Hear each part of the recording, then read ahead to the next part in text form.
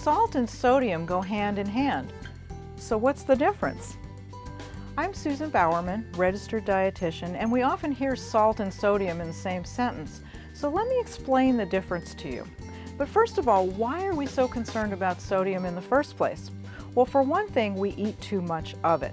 The recommendation is that we eat about 2,300 milligrams per day, but the average person eats about 3,500. So why the focus on salt? Well, the reason is simple. The salt that's in your salt shaker is about 40% sodium. So when you add salt to your food when you're cooking or you add it at the table, you're adding sodium to your food.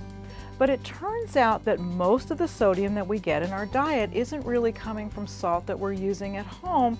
It comes from things like restaurant foods, and it comes from processed foods like canned soups and cheeses. And so we get much more sodium from these foods that we're eating outside of the house. The typical fast food meal could have about 3,000 milligrams of sodium. That's more than you should be eating for the entire day. So if you want to reduce your sodium, how can you do it? Well, you can watch how much salt you use at home when you're cooking and what you use at the table. But the other thing that's really important is to try to eat foods as close as possible to their natural state. And that's because the more processed they are, they tend to have more sodium.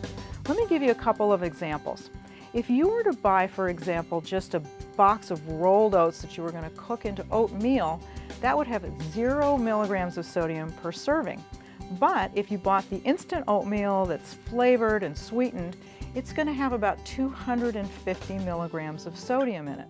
Another example, if you bought fresh turkey breast and you roasted it at home, about 15 milligrams in a serving for 3 ounces, 100 grams, very little sodium. But if you bought the processed turkey at the deli counter to slice into sandwiches, you're looking at about 20 times the amount of sodium. Now, you can buy lower sodium versions, and that's a good start, but lower sodium turkey that you buy at the deli counter is still pretty high. So the bottom line is you really want to look at your labels so you know how much sodium you're getting, keeping in mind that your upper limit, your target, is about 2,300 milligrams per day. Now, the other thing that you can do is think of other ways that you can season your foods. Garlic, onion, herbs and spices. There's lots of ways that you can season foods without adding salt. For some more tips on how to season your foods, check out my video on herbs and check out my video on spices.